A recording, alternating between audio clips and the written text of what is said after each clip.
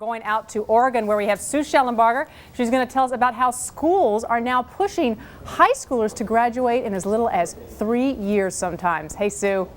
Hey, Wendy. Sounds like a good deal. What do they all want to be? Go start the next Facebook?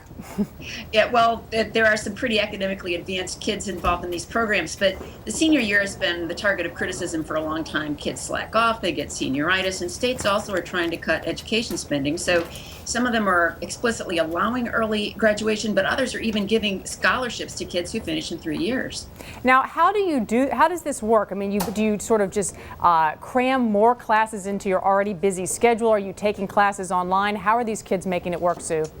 The kids I interviewed were working double time for the most part, taking classes online, in some cases taking proficiency exams to get credit, which is a growing trend, and others just planned very carefully, starting as early as 9th grade, to get in all those requirements, take senior speech in freshman year and so on. These are very planful kids who are really well organized. What happens though, I mean, there is sort of a method to the madness with schooling. I mean, in terms of the 4 years, are you mature enough at that point to head into college, or are some parents and educators concerned that we're rushing it?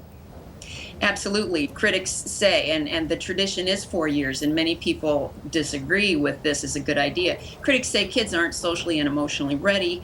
They may even be exhausted and burned out after trying to get through in 3 years. One Chicago student I interviewed got through in 3 years because he was really eager to get onto the advanced applied math and computer courses in college. But by the time he finished and got all those AP classes and extracurriculars in to get into Brown, he was exhausted and took a year off with Brown's approval just to rest up and work in a web development company.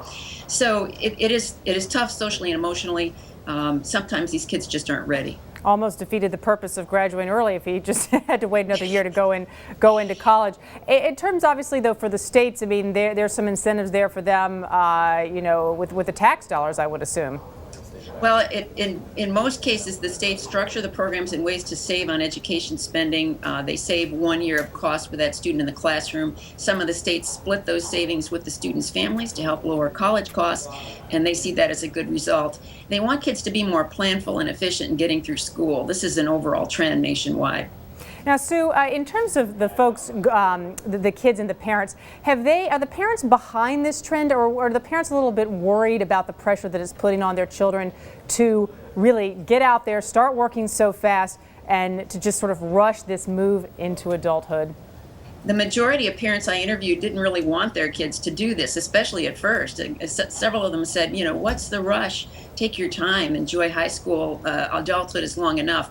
But the parents came around after they saw how determined their students were. The students in some cases really had a sense that they were being held back by their classes.